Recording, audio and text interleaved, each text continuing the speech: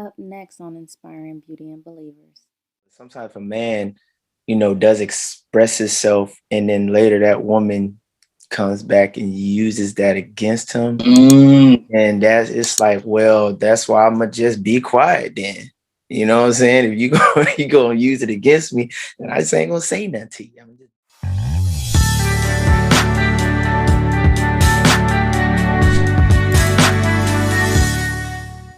And men get abused too in a relationship. Going back to the women that's talking crazy, that's verbal abuse, ladies. Stop verbally abusing these men and telling them they ain't nothing. That's why, because you can speak to two parts, and you can speak to the king or the fool, and then you keep wondering why this fool keeps showing up because you keep talking to him, and Come that's on, the now. person you calling. So anyway, can you go into like how did you know that you needed to get out, and what did you do to really start that healing process? We're gonna help free some men today. Honestly, as you believe in God and you start to understand what God wants for you, you start to kind of pay attention to like your life and how you're living versus how, the things that you read and hear from God. So I knew, there was certain stuff I was doing with this person, and I'm like, okay, this is against God. And I keep doing it and been doing it for years. And I'm like, I'm doing it with this person. This person don't really believe, and I'm wrapped up in them. So my bad habits I'm getting those bad habits from them because I'm always around them. And as I start getting closer to God, it hurt me, but I'm like, yo, like, I'm really not living right. You know what I'm saying? And this person's not either, but this person don't really acknowledge it. I'm starting to acknowledge things. I'm starting to live in my higher self. And I was like, man, I can't do this no more, So it's like the getting drunk, the liquor, the drugs, the sex, like that's how we connected, So once I started realizing I can't do those things no more, it hurt me, but I had to walk away from the situation. Can I speak to that? Because what I heard was it hurts to heal. That's the same thing I heard, girl. You see? Hey, co-host. That's like my co-host. Okay. I'm done. But no, listen, it really hurts to heal. And that's the thing that I've kind of heard. And a lot of the times, when God is taking you from glory to glory or from one situation to a better situation, he has to remove toxic stuff and things that are not helping you. And it's unfortunate because I don't think I've ever heard a man say, this relationship is holding me back.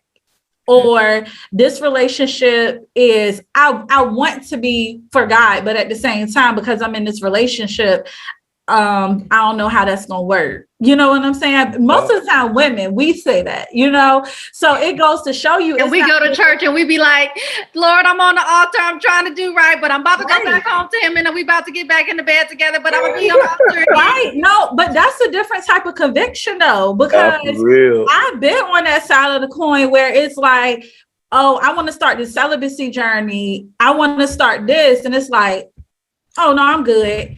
But you don't want to let me go. You want me to continue to live in sin, but you're not trying to come to where I'm at. So I got to keep going to where you at. And that's going down. And God trying to call me up. And it's hard to say as a man, it's hard to let this relationship go. Most of the time, women are the ones saying it's hard to let this go. So men, it goes back to that thing, are sensitive too. Like they care too. I'm pretty sure if you and that person could have worked it out, if she would have got on your level or whatnot, you would have still been with that person. Yeah. You know what I'm saying? So it's hard to say, yo, this relationship is bringing me down. Oh yeah. For sure. And to add to that, what's kind of funny, and the main part about it is you got to seek the Lord to see. Yes. Right? At the end of the day, is dude, y'all preaching right now. But the thing about it is God will tell you, because sometimes there are relationships that you do need to fight for. How do you know? There are some that you really need to let go. Yeah. And I'll just kind of put this is kind of what my life was. So there's my wife, and then there's somebody that I was messing with. We stopped messing around. and then we became friends type situation, right? And I'm like, yeah, I got my wife. And then it's like, you know, wait, she was here before you. You know what I mean? We just friends right now. I'm living a double-minded life because realistically what I was doing was I had one as a backup, even though that she was, you know, the past girlfriend and we was just friends. That was really the backup. Double-minded man is unstable. Oh, yeah. Yeah. So therefore I had to really speak to God and be like, yo, so what's going on here? You know, especially if the other woman is doing some other things and he says, nah, this is your wife. And you need to fight for your marriage and you need to be a husband. You need to let that go. You know what I'm saying? Like if that's where it goes to this whole thing, a king, you know what I mean? If you say you're a king, because I told you you're a king and you're supposed to walk in that, now you need to really walk in that. Well, and then I would say, well, no, we just friends. And, you know, I'm just here. She need help. You know what I'm saying? Nah, bro. But her family love me and they want to call me. Nah, bro. But what if something happened to her because she needed? He said, I got her. Right. Why can't God listen? Yeah. God don't ever sleep. He woke 24 hours a day. Don't nobody need to call you in the middle of the night because they need your help and stuff. That's a booty call. Y'all need to recognize that. They can call on Jesus. Call Jesus. Don't call me at 2 in the morning. And not to be funny, no, man. I'm gonna shut up. No, bring it. Because the hood in me want to say, and you ain't gonna be calling my man at 2 o'clock in the morning because run up, get done up. I'm playing. Well, that's true. And we'll say that at the same point in time, me being me, I'm putting out some secrets out there right now. You know, you get free. That's getting free. That's freeing somebody else. But let's just say, you know, her name is, you know, Shantia, right? You know what I'm saying? Let's just say the name is Shantia, right? First of all, you couldn't pick a name that was not close to my name. I am not the chick he talking about, y'all. Just so y'all know. I said Shantia. There is like a whole lot of other millions of names. Dude, I got a friend in Milwaukee and her name Shantia. I wasn't even thinking about you. Bathsheba, Deborah. But you know, I didn't put Shantia's name as Charles. You know what I mean? So baby could see the phone and everything. Oh, baby, this is just Charles. He needs some help. You know? That's all messed up. Yeah, you're trying to keep secrets and stuff. But you know what though? That reminds me of the Bible story, David and Bathsheba. And you know what they said? They was like in the scripture, they said David was aimless. Aimless means without purpose. I feel like if you're starting to adapt a kingdom mindset, we kind of caution ourselves to make better decisions because it's like, oh shoot, if I'm sinning, I'm not sober-minded. And if I'm not sober-minded, then I'm aimless. So that means that I'm just kind of doing what I want to do. I'm just kind of going through the motions. So it's okay if I'm getting drunk. It's okay if I'm having sex. And it's really not okay because when I think about it, every single time, even as a believer, now I'm putting out secrets too, okay, Demetrius, so I'm with you. Everybody just even as a believer, the times that I fell into sin, I'm being honest, was times that I was probably mad at God. I was vulnerable. Like when my father passed away, I found myself sinning more because I was vulnerable. And I basically, in so many words, you know, I just wasn't praying because I was mad at God. So now I'm aimless. I'm more open to the attacks of the enemy. And it's unfortunate, but that's kind of what happened. And it took God showing me like, anybody can be a King David if they just kind of get, because David was supposed to be at war. He was not supposed to be at home taking a late night stroll. Then he wouldn't have been able to see Bathsheba bathing on her patio or whatever the case may be. You know what I'm saying? Like, I'm just saying.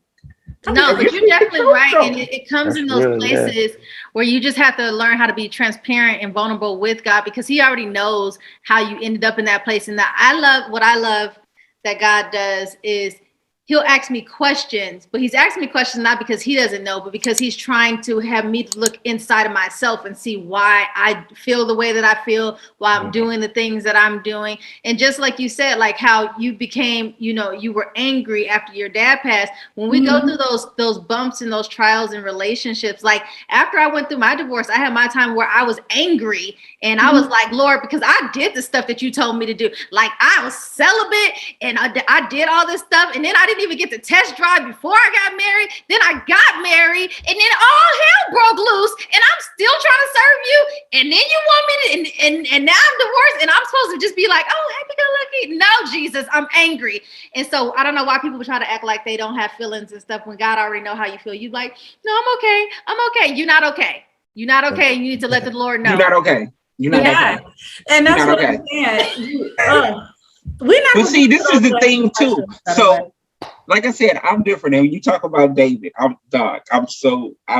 into David. But we should have saw this coming. Because if you really think about it, why did David even fight Goliath? For money and a woman. Oh, he did tell him, yeah, he gonna get this stuff. Yeah. You're gonna get this stuff.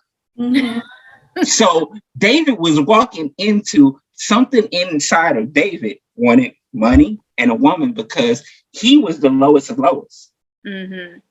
So he felt those two things were going to put him high.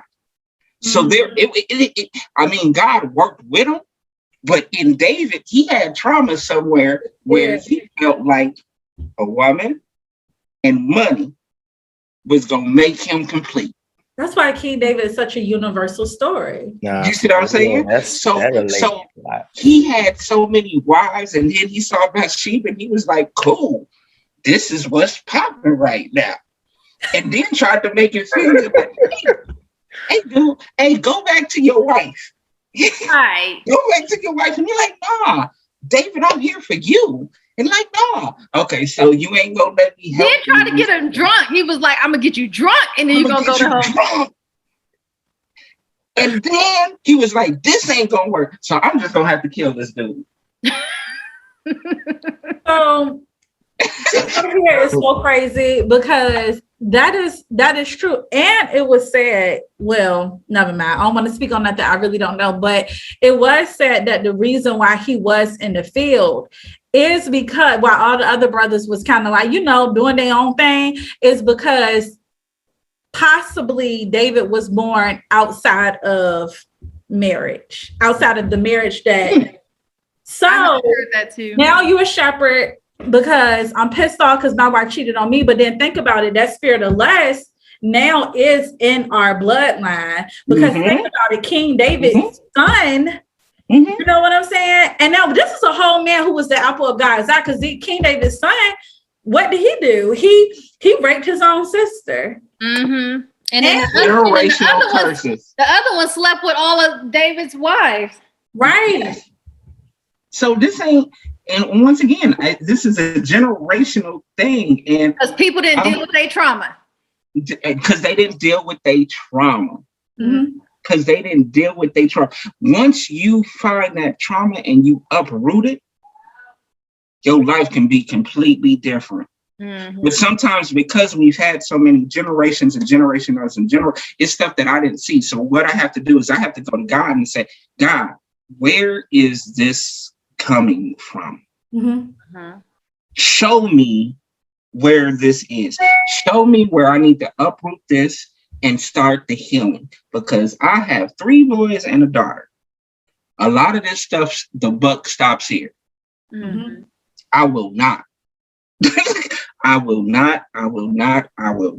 So God showed me and what I need to do. I want to be obedient, even though, like I said, that I fought with him about some stuff. I know in the back of my mind that I'm going to end up doing it. But right now, Jesus, I don't see why you having me do this. Why you having me pray for this person? Why are you having me do these things that my flesh is telling me no? You know, so I have to make a decision of, do I truly believe in God? Oh, yeah. True. Yeah. Do I truly want to be obedient? do I truly want to submit to him? And those are personal questions that we have to do for ourselves. Oh yeah. Yes. I'm gonna let y'all. Oh, go ahead. Now, those type of questions kept me up. Like, oh, Right. true. Yeah. I feel you. Is this really what I want, Jesus? Is this what I want? You know what I'm saying? He say that he'll give you the wants of your heart, but what people don't realize sometimes is he does that when they line up with what he wants. Yeah.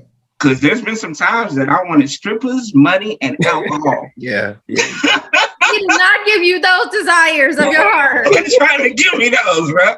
So I guess he really didn't give me my sophisticated thug, man. I need to go ahead and kill that pipe dream. Sophisticated romantic thug that love Jesus. A dash of hood that love Jesus. A dash of hood. Hey, they made, you know what I'm saying? They made. But now I ask myself, like, God, do I really want that? Like, do I be saying I want stuff that I really don't want? Let me renounce that real quick in the event that that's actually really not what I want. Sometimes what it is, and I'm not saying you shouldn't have a list of what it is that you want in a relationship, but sometimes we're asking for these things out of our own broken areas. And so when we heal, that's not actually what we really want. And because if God gave us those things, we'd be like, what in the whole So the question is, do we want what we want, or do we want what God wants? Yeah. I think sometimes those two things can be that struggle, man. I think realistically though, once you start to heal, you'll realize what you really don't want. Once you don't, yeah. Just start the healing process and serving God. You'll see, because a lot of the times it don't be making sense. I'm like, no, I'm okay. I really all what God wants. Yeah, but you gotta really want it. Like, and we were talking about this just a couple minutes ago, and I wanted to bring it up. How people, like, for instance, they go to church, but they don't apply nothing that they learn. Oh yeah. So how is your life gonna change? Nah. You know what I mean? You ain't, if you ain't applying it. When we was talking about speaking to somebody, you can call somebody and talk to them, but you don't apply nothing that they say. Ain't nothing gonna change. Yep. Exactly. It ain't gonna change At all. It ain't gonna change. So we got to do better, and we got to do something different. So the next question: sometimes as women we nag. Can you expound on why men shut down and what has to occur in order for a man to trust you with his feelings? So that's a two-part question. And can you repeat that one more time? I'm trying to get it all in. Sometimes as women we nag. Can you expound on why men shut down and and what has to occur in order for a man to trust you with his feelings? Now, I'll answer the second part.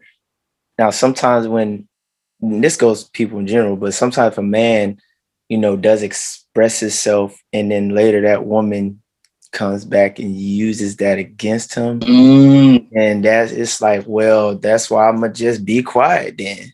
You know what I'm saying? If you go and use it against me, then I just ain't gonna say nothing to you. I'm gonna just bottle it all up. You know what I'm saying? And that's very destructive in a relationship. If you can't or you gonna find somebody else, she gonna come up and she gonna be like, oh, I love to hear everything that's going on with you. Yep. I'm a great listener. They will, so you just start going in and then now, boom. Yep. Wow. Need to feel safe. Yeah. They need to feel safe. I need to feel safe. Yeah, real talk. I need to be safe in being able to express to you what's going on. Right. You know what I mean? I need to feel safe that you're not taking this intel and taking it. So when we have a fight, you throw it back in my face. Or you tell your whole family. Or you tell your whole family, or you tell your girlfriends. You know what I'm saying? Okay. He just a punk. He was telling me how much, his his daddy did something and that's why he act that way. Man up. See, yeah. And that So does that really happen though? Oh, that happens. That happens. Yeah. Girl, yeah. Absolutely. I guess I'm sorry, I work in mental health, but everything's confidential. So Man, I wouldn't know, like in a relationship, especially in a relationship, I'm like, so that's why I was wondering, like, why do men have such a hard time expressing their emotions? And now I'm like, oh wow, because it gets thrown back in their face. Yeah, absolutely. It's a manipulation move, and don't get it twisted. Men do this to women sometimes as well. Mm-hmm. A woman and told a man about her being raped or whatever, and then they'd be like, "Oh, well, you're just reflecting back on me because when you were raped." You know what I'm saying? Mm-hmm. Like it happens both ways, but I mean, we're talking about men in general, but yeah, absolutely. I need to feel safe in that situation. And then when we're talking about the nagging thing, I think we touched on that earlier. It's communication. Oh yeah. It's communication. Like you said, if you're not really questioning me as a man, and sometimes nagging, that's what that is. You're questioning me as a man and my decisions. But now if you come to me and you say, okay, I'm asking this question, and nagging is basically a woman saying, where are we going? Because she's nagging about whatever the case may be. You know what I'm saying? Well, I'm asking, are you going to fix the sink? Because number one, it's dripping all over everything. We have a higher water bill right now. So I'm asking you, and you said that you're going to do it.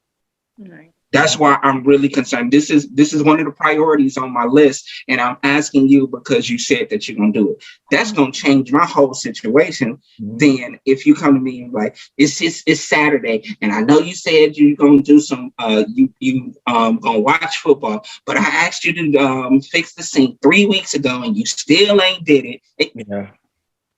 It's the same question, but it's a different way. Yeah.